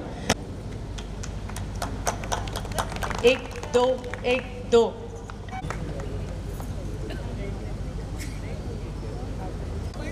एकदा जोरदार टाळ्या वाजूयात. कोणते आणि आपण त्याच्या पुढे जोपासलेले आपले ऐतिहासिक वैभव सुद्धा असतो. तो एक संस्कृतीचा भाग असतो आणि महाराष्ट्राकडे हे वैभव छत्रपती शिवरायांच्या किल्ल्यांच्या माध्यमातून दिमाखात उभं आहे. या किल्ल्यांचा एक स्लाइड शो आपल्यासाठी इथे सादर केला जाणार आहे. त्याबद्दलची माहिती देण्यासाठी मी श्री दिलीपजी बोरकर यांना आमंत्रित करते. नाव घ्या. संजय वझरकर सर, आता आपल्याला हा स्लाइड शो, ते इतिहासाचे गाढे अभ्यासक आहेत, शिक्षण क्षेत्रात आहेत, आपल्या पाठ्यपुस्तक मंडळामध्येही त्यांचा सहभाग आहे. मुलांची पुस्तकं जी तयार होतात त्याच्यामध्येही सरां म्हणजे निदान मी पनवेलवरनं आलोय त्या हिशोबात वेळ दिला नाही. त्यात मी मास्तर माणूस आणि या मास्तरांचं म्हणजे शिक्षकांचं एक वैशिष्ट्य आहे की हे लोक हलत नाही. त्यांना एक असं कॉन्फिडन्स असतो की सगळ्या विषयाचं ज्ञान, पु ल देशपांडेंच्या भाषेत बोलायचं झालं तर सगळ्या, अगदी आता इराक युद्धाबद्दल जे काही चाललं त्याच्यावर पण ते फारसं वाचन चिंतन नसताना चर्चा करतात. हे त्यांचं वैशिष्ट्य. पण बोरकर फार हुशार आहेत आणि बोरकरांबरोबर माझी मित्राची बहीण तिकडचा अण्णाव बेहेरे आणि इकडचं उपाध्ये उभे त्या आहेत. त्यांनी बोरकर तुम्हाला सगळ्यांना परिचयाचे, त्यामुळे त्यांना माहिती असल्यामुळे त्यांनी मला 35 मिनिटंच दिलेली आहेत. आता या 35 मिनिटामध्ये हा सगळा जो काही धांडोळा घ्यायचा आहे हा कसा घ्यायचा हा एक फार मोठा प्रश्न आहे. कोणत्याही कार्यक्रमाची सुरुवात करताना जरा विनोदानी केली तर जरा बरं असतं. म्हणजे कसं असतं माहिती आहे का, कोणी आणलंय वक्ता ही नंतर चर्चा असते. बोरकर आहे कोण मिळाला नाही का, ही एक फार, हे बघा बोलणं आणि हे फार फरक आहे त्याच्यामध्ये. एक किस्सा सांगतो. आता आपण सगळे याच्या खुर्च्या बिडच्यांवर बसलोय, पण पूर्वीचा काळ असा नव्हता. अशी कंतनं आता हा बाबा येत असेल तर लगेच कानात एकमेका आहे मला माहितीये करू नका, माझं ऐका, आता आलोय ना मी तर आता सहन करा म्हणा. तर तो असं असतं की तो बसलेले असतात सगळेजण. आता आपण सगळे खुर्च्यांवर बसलोय, पण 50-50 वर्षापूर्वीचा काळ होता, सगळे खाली बसलेले असतात. भाषण चालू असतं, वक्ता काही थांबेना. मागच्या वाले हळूहळू एक एक उठून जातात. बघता बघता शेवटी एकच राहतो. तो म्हणतो, वक्ता म्हणतो फार छान, तुम्ही तरी एकदा एक तरी थांबले. तो म्हणला मी थांबलोय म्हणजे काय, तुम्ही जिथं उभे आहात एक कंकण माझं आहे म्हणला. हा तर जेव्हा तुम्ही थांबाल तेव्हा ते मी कंकण काढतो. पूर्वी कर्जतला पण आमच्या यांना माहिती आहे, वेरेंना माहिती आहे, तिकडचे वेरे, की आम्ही ते कंकण टाकायचो गणपती मंडळात आणि खाली बसून आपण बसतो. आता नाही, मला पण नाही बसता येत. आता आपल्या पाठी बिठी सगळ्या युट्यूब आणि हे आल्यापासून कामातून गेले, असं झोपून आपण बघतो, मानावी वाकड्या काय राहणार, आपलं सगळं गेलं. लवकरच आपण कामातनं गेलेलो आहोत. हा झाला एक भाग. दुसरं, राजकारणावर मला बोलायला आवडत नाही, पण तरी पण बोलतो. एक किस्सा माझा नाही, या यश तुमच्या हातातला आहे. किस्सा असा आहे की नुकतंच इलेक्शन झालेलं असतं आणि भारतातून निवडून गेलेले काही खासदार, आपल्या देशामध्ये एक मस्त असतं, समजा तुम्ही नगरपालिकेतनं निवडून गेलात तर कुठल्या तरी थंड हवेच्या ठिकाणची नगरपालिकेचा अभ्यास करण्यासाठी एक अभ्यास दौरा नगरपालिकेच्या नगरसेवकांचा असतो. तुम्ही आमदार झाला तर आशिया खंडातला, आणि खासदार झाला तर मग युरोप अमेरिका कुठेही तुम्हाला एक अभ्यास दौरा असतो. तसा एका अभ्यास दौऱ्यामध्ये काही खासदार कुठे जातात, अमेरिकेत जातात. त्याच्यामध्ये आपले पण गृहस्थ एक खासदार महोदय अमेरिकेमध्ये जातात. तिथे गेल्यावर त्यांची ओळख होते आणि ओळख झाल्यानंतर अमेरिकन खासदार त्याच्या ओळखीचा होतो आणि तो म्हणतो की तुझा जेव्हा शेवटचा दिवस असेल तेव्हा तू माझ्याकडे पाहुणचाराला ये. म्हणतो ठीक आहे येतो. गेल्यानंतर हा म्हणतो अरे मित्रा काय तुझं हे वैभव, अरे कुठून कुठून आणलंय, मी पण खासदार आहे. थांब जरा सगळं सांगतो, ये म्हणलं बस. त्याचं मोठं चांगलं घर असतं. बसतो बिसतो. म्हणतो समोर काय, म्हणतो जरा ती खिडकी उघड. खिडकी उघडतो.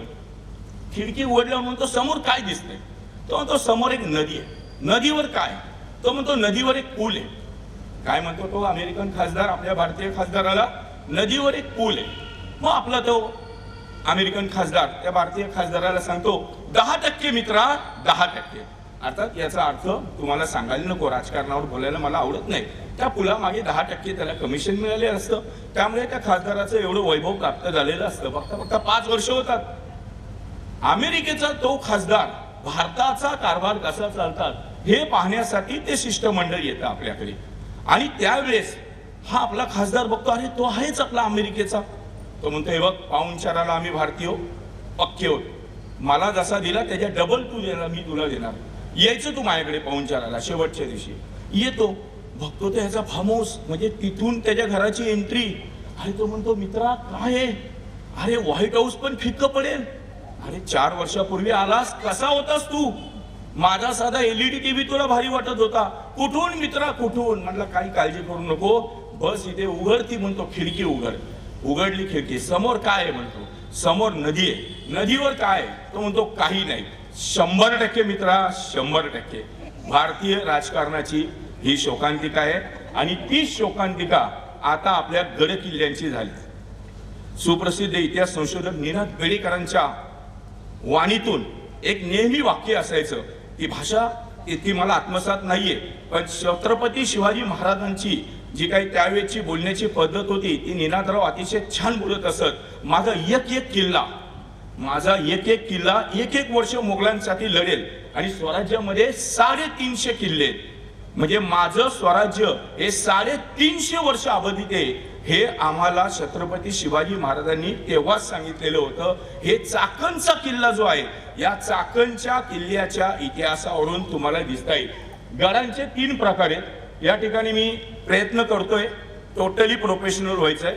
रिटायरमेंट जवळ आलेली आहे, त्यामुळे अशा प्रकारचे व्हिडिओज आणि हे बनवून या क्षेत्रामध्ये प्रावीण्य मिळवायचे. किल्ल्यांचे एकूण 3 प्रकार आहेत. हे 3ही प्रकार या ठिकाणी मी काढलेले आहेत. तो जो आहे तो डोंगरी किल्ला आहे की जो उंच गडावरती असतो. दुसरा जो प्रकार आहे तो यामध्येच येईल पुढे, तो भुईकोट म्हणजे जमिनीवरचा किल्ला आहे. आणि तिसरा जो प्रकार आहे तो काय आहे, सागरी किल्ला आहे. हे 3 आहेत. त्याच्यानंतर परत वनदुर्ग आहेत जे वनामध्ये असतात. असे छोटे छोटे पण आत्ता बेसिक समजण्यापुरतं 3 प्रकार किल्ल्यांचे आहेत. ते मी आता तुम्हाला सांगितलेले आहेत. त्याच्यामध्ये हा जलदुर्ग हे मी मुरुड जंजिऱ्याची एक प्रतिकृती बनवलेली आहे. या किल्ल्याचं वैशिष्ट्य म्हणजे अनेकांनी हा किल्ला पाहिलाय, अनेकांच्या डोक्यामध्ये आहे हा शिवाजी महाराजांनी बांधलेला नाहीये, हा जंजिऱ्याच्या सिद्धेंनी पण बांधलेला नाहीये. मूर्खपणा आपला असा की 1400च्या काळात हा किल्ला कोळ्यांनी बांधलेला होता. 4ही बाजूला पाणी होतं समुद्राचं. हा किल्ला जिंकू शकत नव्हता. पण सद्गुणी विकृती, स्वातंत्र्यवीर सावरकरांच्या भाषेत बोलायचं झालं तर सद्गुणी विकृती ही हिंदूंना लागलेला एक शाप आहे. आणि त्या शापाचे बळी आपण कसे पडलो तर साधारणतः 1400च्या सुमारात आफ्रिकेतले काही हापशी, आम्ही व्यापारी होतो आणि आम्ही व्यापार करायला आलोय, आम्हाला आश्रय द्या. आणि खरंच सांगतो आजही ज्याला बळी पडतो आपण म्हणजे तुम्ही आम्ही नाही, जे पडतात ते. इलेक्शन आलं की तुम्हाला माहितीये काय पार्टी असतात, ओल्या सुक्या, तशी ओली पार्टी यांना दिली. म्हणजे आमच्याकडे आफ्रिकेची शाही दारू आहे. अहो त्या दारूला भुलला तो कोळी राजा आणि त्याबरोबर त्याचे सगळी लोक. आणि ती एंट्री दिली, ते हापशी आले. त्या दारूच्या बाटल्यांच्या बरोबर ज्याच्यात त्या संदुकीमध्ये बाटल्या होत्या त्यांच्यामध्ये त्यांचे काही सैनिक होते आणि फुल दारू पाजली. थोडीशी जरा पुणेकरांना अशी भाषा चालणार नाही बरं का. तर मी एवढं बोलतो, जाऊ दे, रायगडची भाषा बोलतो. फुल दारू पाजली त्यांना आणि दारूच्या नशेमध्ये बघतोय तर काय सकाळी सगळ्यांना बांधलेले होते. या सिद्ध्यांनी सगळ्यांचे एक एक हात कापले आणि समुद्रामध्ये टाकून दिले मराठीकडे. ते काय जगणार आता. आणि तेव्हापासून मुरुड जंजिरा जो गेला तो 1947 साल आलं तरी आमच्या ताब्यात नव्हतं. मी मोहनधारी तेव्हा नेमकं हे नव्हतं असं युट्यूब येते. मी त्यासाठी मोहनधारी यांना भेटलो. साधारणतः 1998चं ते साल असेल.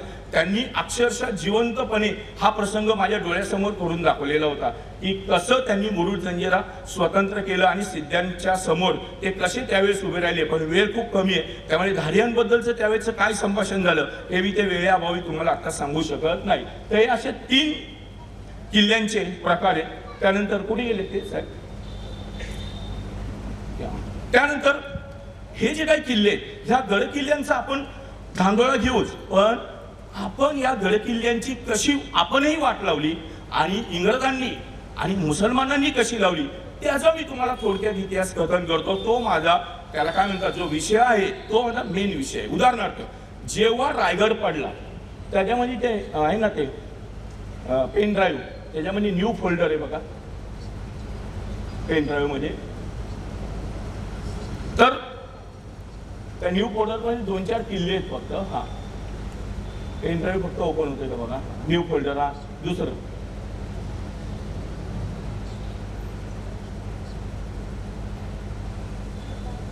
थांबा इथे थांब. आता शिवाजी महाराजांनी ज्यावेळेस गडांचा राजांचा गड किल्ले रायगड देवगिरी किल्ला हा आहे जबरदस्त जो आता आपण थोड्या वेळी परत बघणार आहोत परंतु उंचीला ठेंगणार.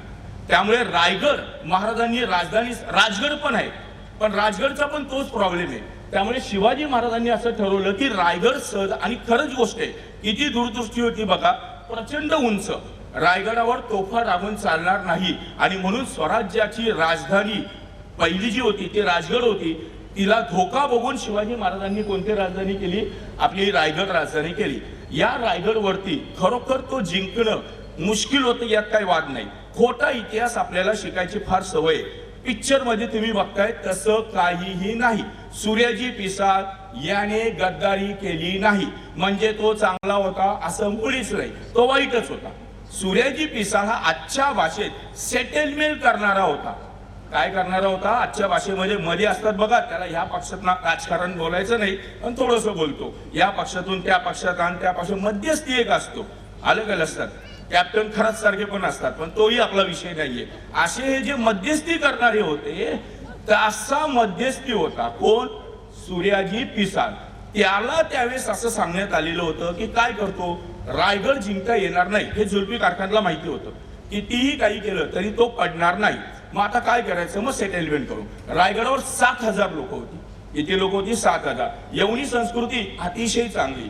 एकदा का तुमच्या ताब्यात सापडलं की स्त्रियांना गुलाम करायचं काबूलच्या बाजारात न्यायचं आणि तरुण पुरुषांना ठार मारायचं.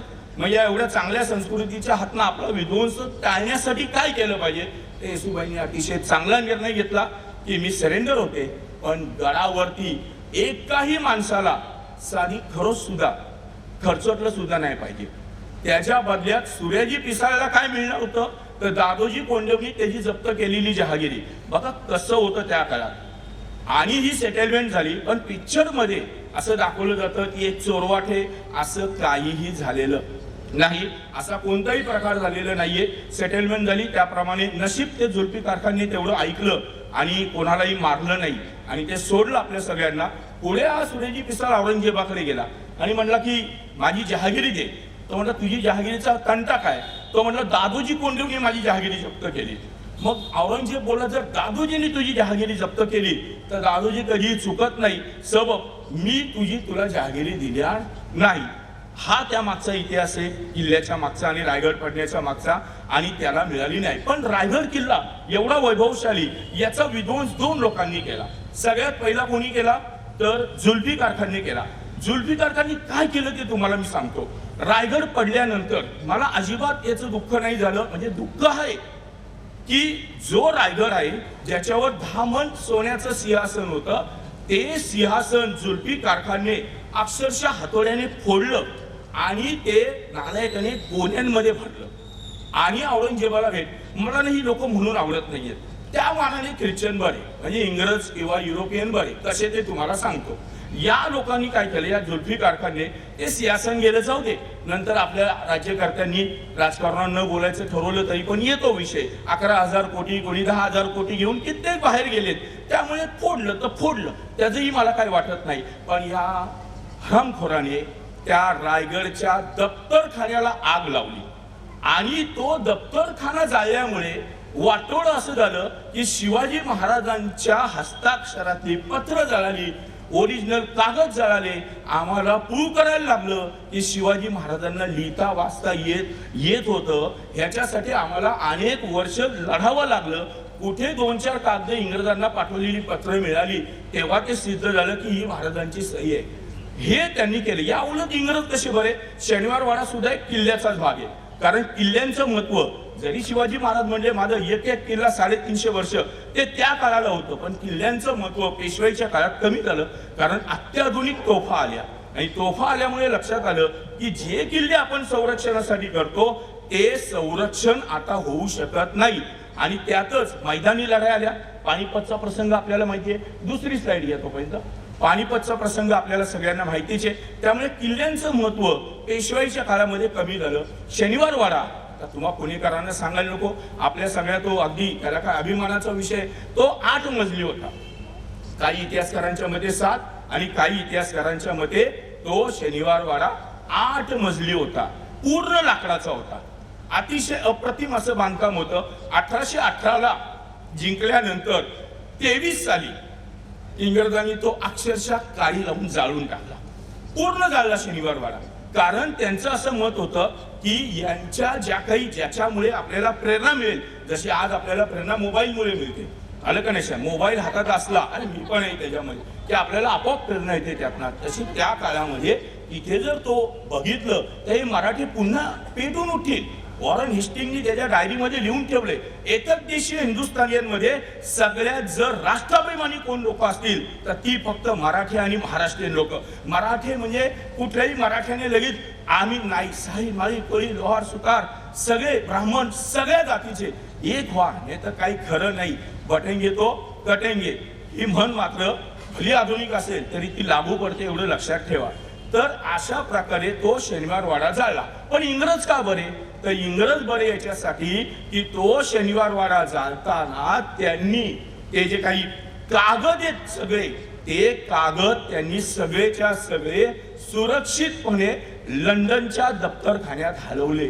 जे केलं नाही कोणी, यवनी संस्कृतीने. ह्याच्या आधीचं जे आत्ताचं झालं त्याला अनुसरून तर खूप बोलता येईल की संपूर्ण थायलंड पर्यंत आपली संस्कृती पसरलेली होती. आणि मग गेले कुठे आपण हिंदू? 13व्या शतकापर्यंत अफगाणिस्तानचा राजा हिंदू होता. पण झालं काय आपलं, तर आपली संकुचित वृत्ती, आपले जातीयवाद, जातीच्या याच्यामध्ये आपण अडकून बसलो आणि आजही आपण त्यातनं म्हणावे तसे बाहेर पडायला तयार नाही. हा देवगिरीचा किल्ला, याचा तर इतिहास एवढा जबरदस्त आहे की या देवगिरीमध्ये तिथे जे दिसतंय थोडं त्या तिथे जरा ते छिन्नी मारून केलेले आहे.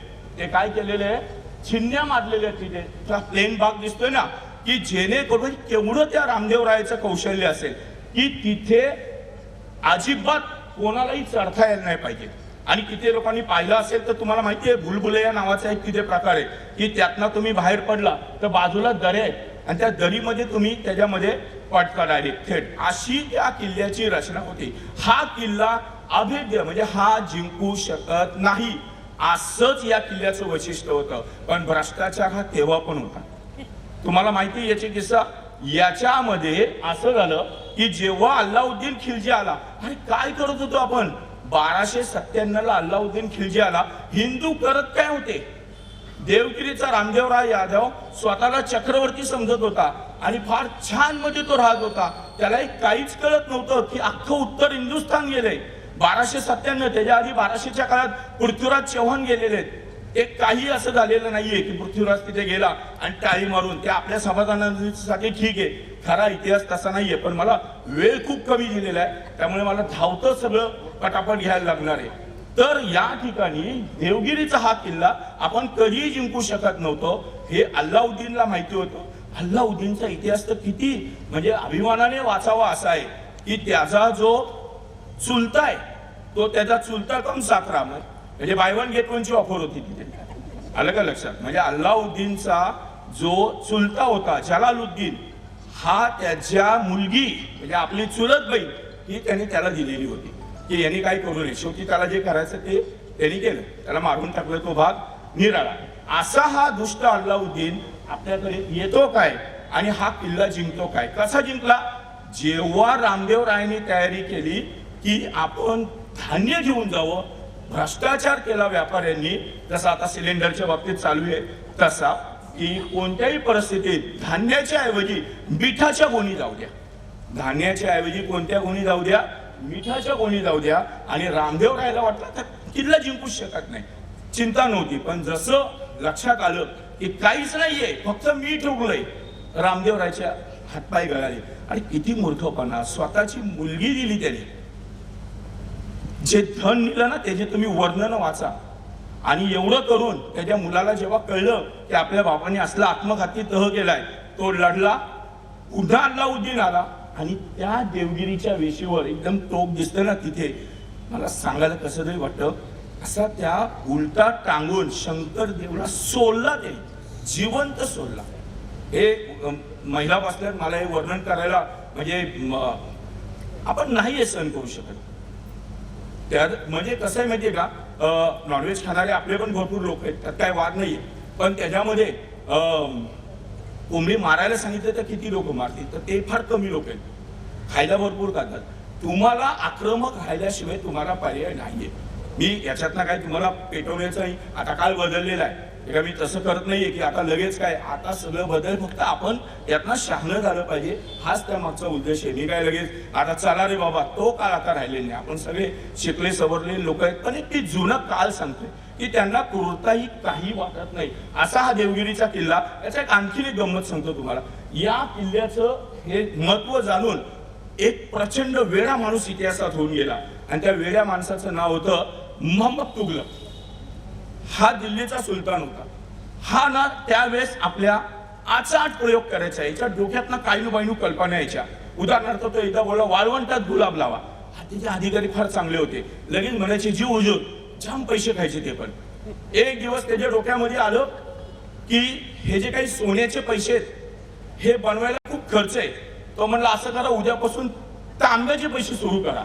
अहो लोकांनी घराघरात तांब्याची नाणी काढली आणि शिक्के, तेव्हाही डुप्लिकेट होतं, त्याचे शिक्के बनवले, छापले, बाजारात विकले. इंग्रज हुशार, तेव्हा इंग्रज बोलले व्यापार करू, तांब्याची नाणी चालणार नाही, फक्त सोनं आणि चांदी. म्हणजे सोन्याला तेव्हाही भाव होता, तेव्हा 1 रुपया तोळ असेल, आता लाखाच्या पुढे गेले, एवढाच फरक आहे.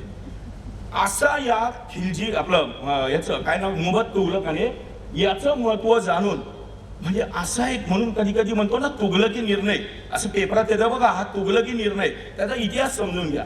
तर या तुगलकाने एक फैसला काढला की आजपासून दिल्ली ही राजधानी नाही. ते फार विचित्र काम होतं. दिल्लीत एकही माणूस राहिला नाही पाहिजे, चलो दिल्ली, दिल्ली सोडा म्हणला तो. आणि दिल्ली सोडल्यानंतर त्याने आपल्या सैन्याला सांगितलं जा जरा बघून या, किती लोक राहिलीत ते बघून या दिल्लीत, एक एक गलीन गली शोधा. ते 2च माणसं सापडली, एक लंगडा होता आणि एक आंधळा. हे म्हणले भैया हम कहा जाए, हम यही मरेंगे. सुलतान म्हटलं असं नाही मारणार, माझा आदेश पाळला का नाही. दोघांनाही उंटाला बांधले. देवगिरीला असतपर्यंत एकाचं एक तंगड आणि एकाचा एक हात फक्त आला. काय यातना झाली असतील. आंधळ्या माणसाला तो काय 2 मिनिटात पडला, आणि लंगडाही लंगडा असल्यामुळे 2 मिनिटात, आणि असं फडफडत गेलं त्यांना. त्यांचे एक एक अवयव तुटत गेले. मध्ययुग म्हणा किंवा काही म्हणा, मी म्हणतो हा काळ चांगला आहे. लोक जे जुन्या काळाच्या गप्पा मारतात ना, अजिबात नाही. हा चांगली माणसं तेव्हा होती, पण काळ हा चांगला आहे, माणसांच्या जीवाची काहीही व्हॅल्यू नव्हती. असा हा देवगिरीचा किल्ला आहे. पुढचं दाखवतात की या किल्ल्याचा हा इतिहास, पुन्हा त्याचे आता जे काही बाकीच्या गोष्टी आहेत की त्या मगरी कशा सोडलेल्या, सुसरी कशा सोडलेल्या, पण माझ्या मागे अजून बरीच नंबर आहे तिथे.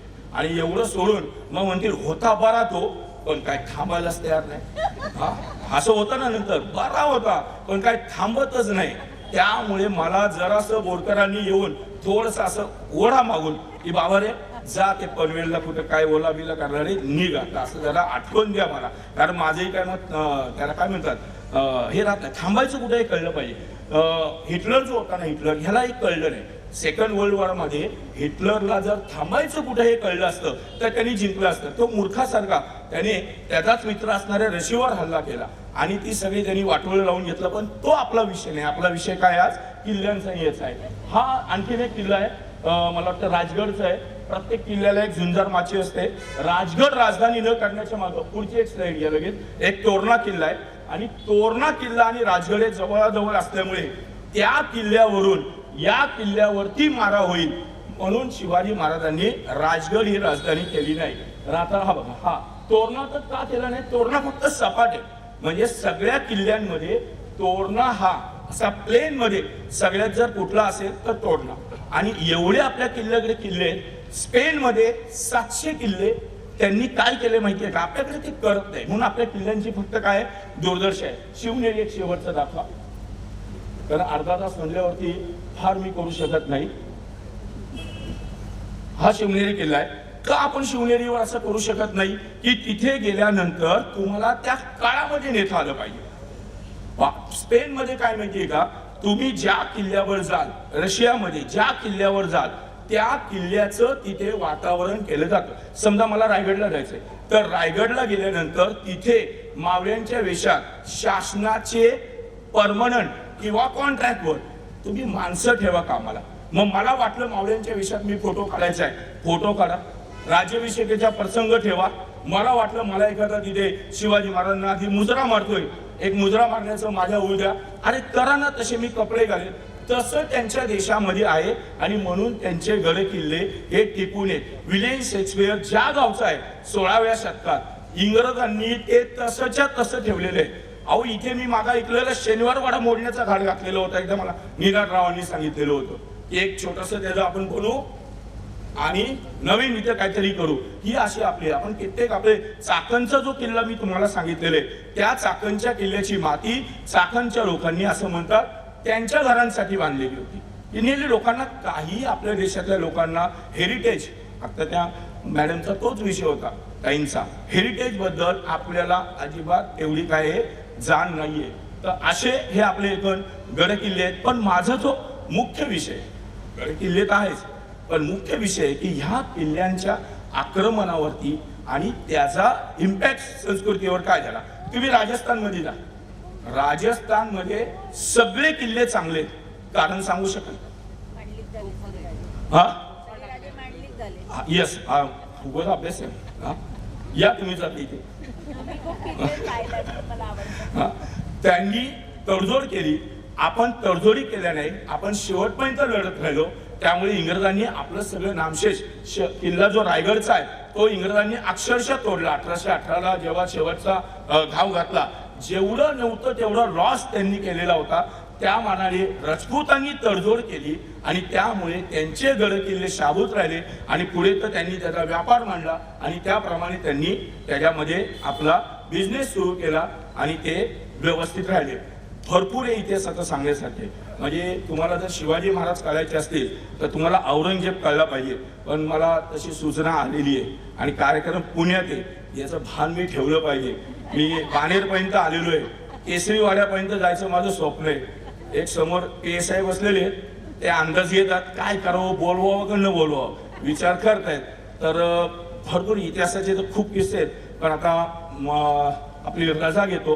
पण तरी पण औरंगजेब तुम्हाला वेगळ्या पद्धतीने मला सांगायचं होता, पण ते वेळेअभावी नाही. अफजल खानाचे किस्से आहेत, पण या ठिकाणी मी रजा घेतो. खूपच लवकर संपवलं. माझा तास खरं 35 मिनिटाचा पण नाही चालून दिला, पण ठीक आहे. अजून तुम्हाला बरेच या ठिकाणी हे आहेत, त्यामुळे इथे थांबतो. जय हिंद, जय हिंदुस्तान, जय महाराष्ट्र.